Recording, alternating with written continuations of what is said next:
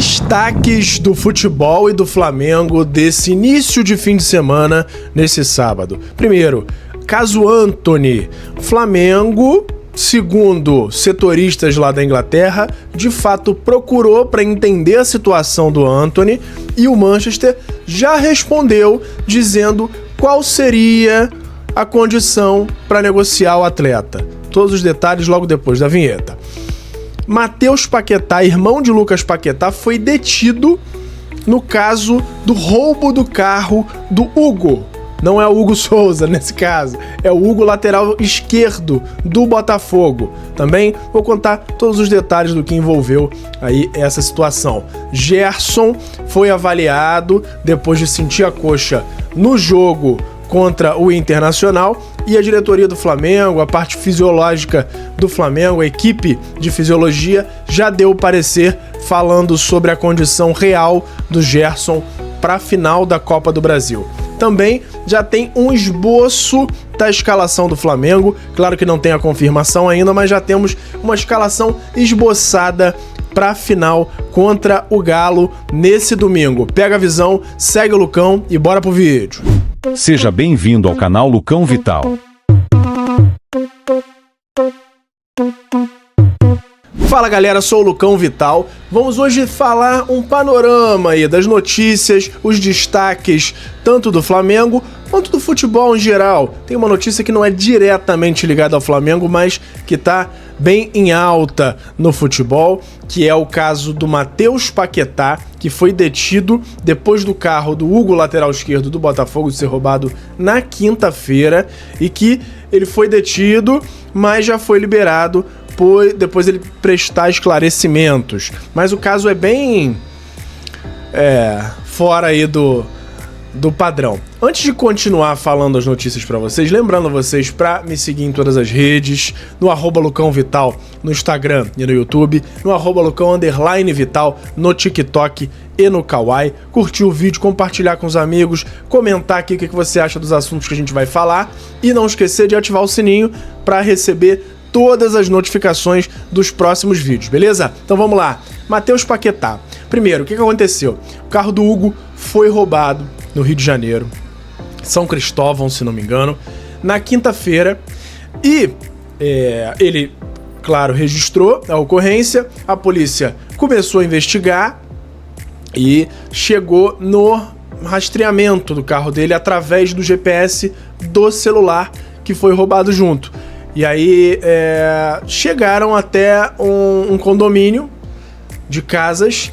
Ele passou por outro condomínio antes, através do rastreamento, mas no fim das contas eles viram que o celular do jogador estava num condomínio na Barra da Tijuca.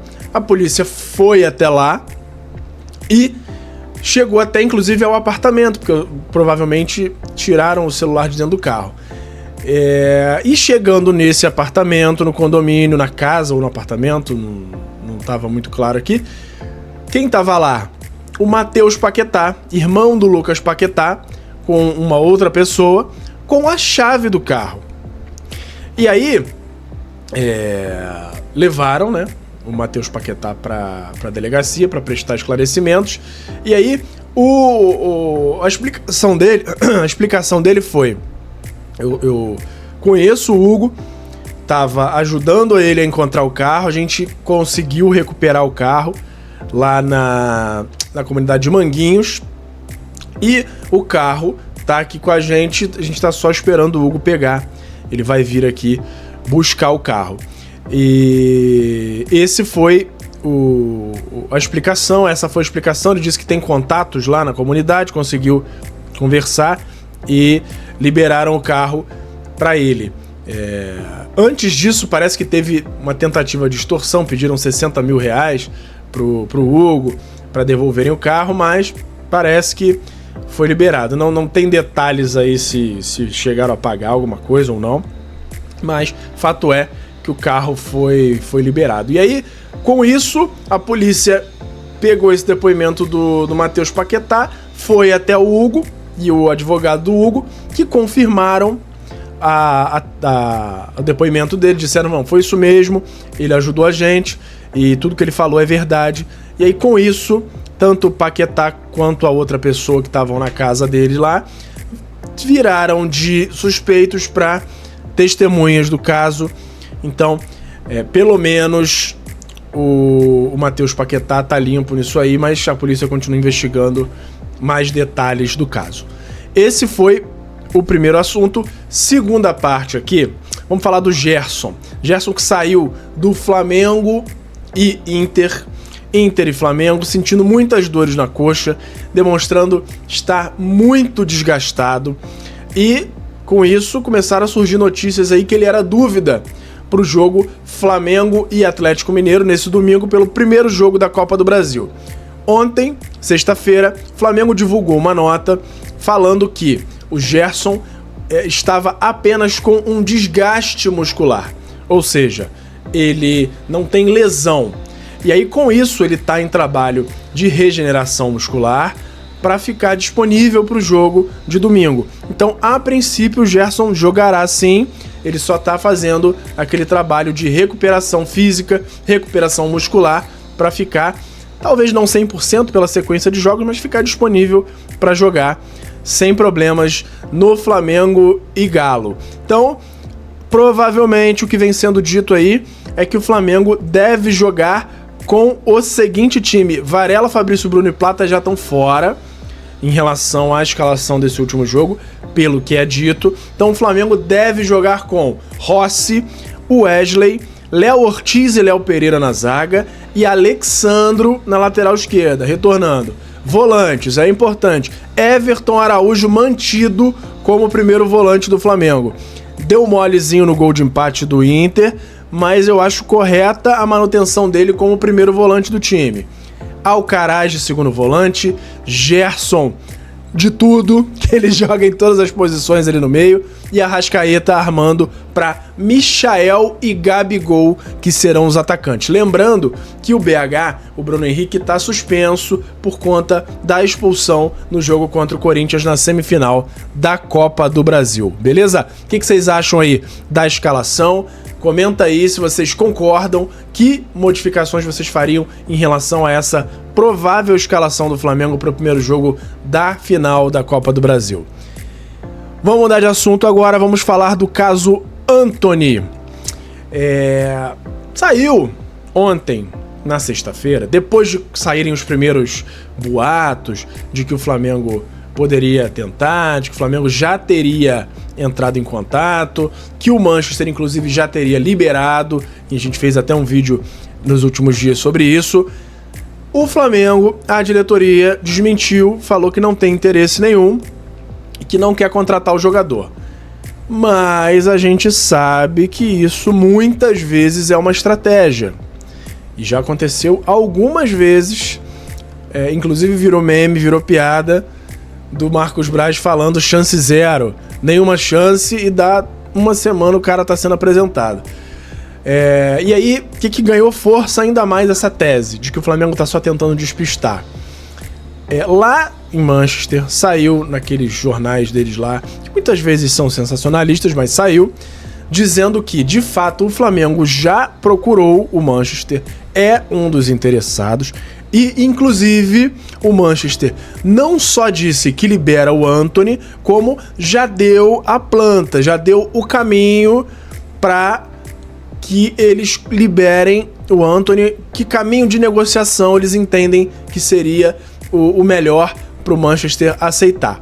E aí, é uma questão aí que a gente vai até precisar discutir, que eu vou querer ouvir de vocês o que vocês acham e em que termos vocês acham que poderia acontecer, se é que vocês acham que é uma boa acontecer algo nesse sentido. Que é o quê? O Manchester disse que, para fazer negócio, gostaria muito que estivesse envolvido no negócio, na negociação, o Lohan.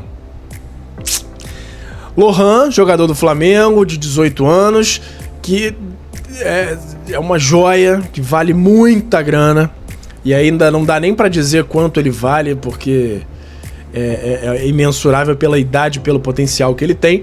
E aí o Manchester disse, olha, a gente faz negócio desde que ele seja envolvido. O próprio Manchester, ou pelo menos esses jornais lá da Inglaterra, não disseram exatamente quais seriam os termos. Se seria no 0-0, dá o Lohan, que a gente dá o Antony e tá feito o negócio, é só acertar salário e tá tudo bem. Ou se seria o Lohan e mais um dinheiro pelo Antony, porque o Antony é um cara que foi contratado por 100 milhões de euros lá pelo United, né? Mas claro que eles não cobrariam esse valor, mas talvez pedissem o Lohan e mais um dinheiro.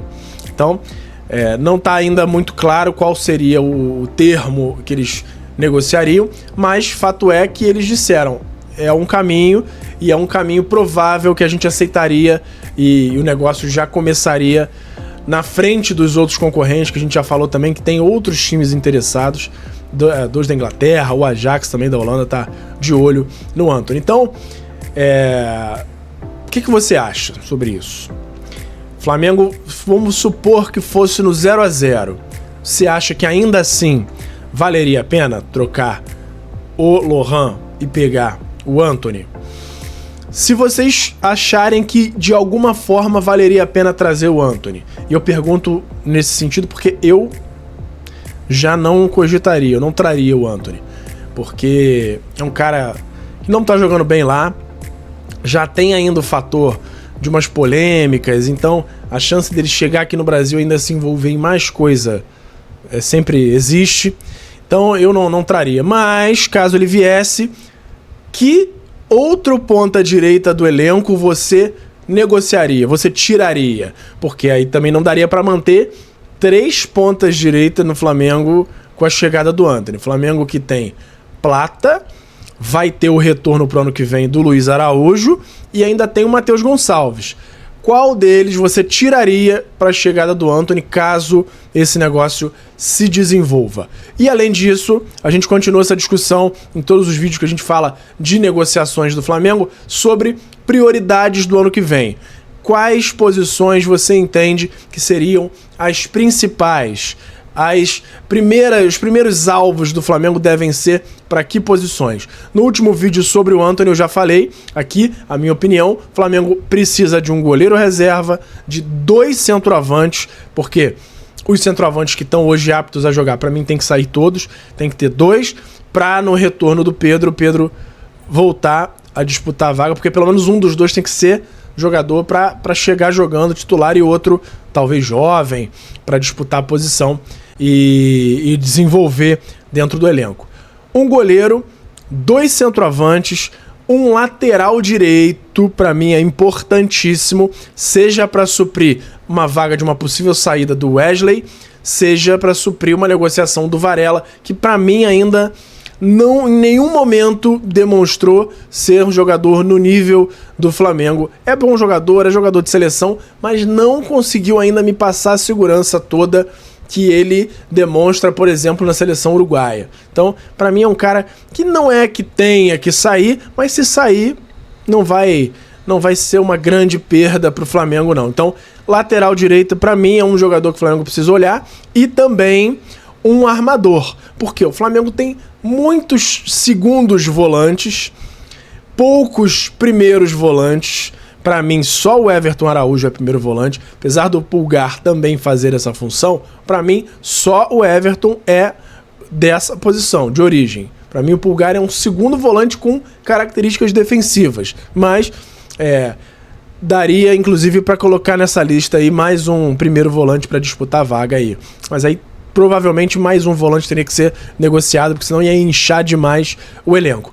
Mas antes disso, acho que tem que ter um armador. Tem que ter um reserva do Arrascaeta e um bom jogador para disputar a vaga, para deixar o Arrasca mais incomodado, tendo que jogar muita bola para manter a posição de titular. Comenta aí se você concorda e que posições você entende que deveriam ser as prioridades do Flamengo para 2025. Comenta aí todos esses assuntos que a gente debateu, a escalação do Flamengo para o jogo, a volta do Gerson, acho que não tem nem muito o que comentar, só o que comemorar, e também esse caso aí do Matheus Paquetá sobre o roubo do carro do Hugo, beleza? Esses são os destaques de hoje. aguardo os comentários de vocês, curte o vídeo, compartilha com os amigos e com a família, ativa o sininho para não perder nenhuma notificação e não esquece, pega a visão, segue o Lucão, me segue em todas as redes no @LucãoVital, no Instagram e no YouTube e no @Lucão_Vital no Kawaii e no TikTok, beleza? Valeu, até a próxima, abraço! Obrigado por assistir. Não se esqueça de deixar o like, se inscrever no canal, ativar o sininho das notificações e nos seguir em todas as redes. Até a próxima!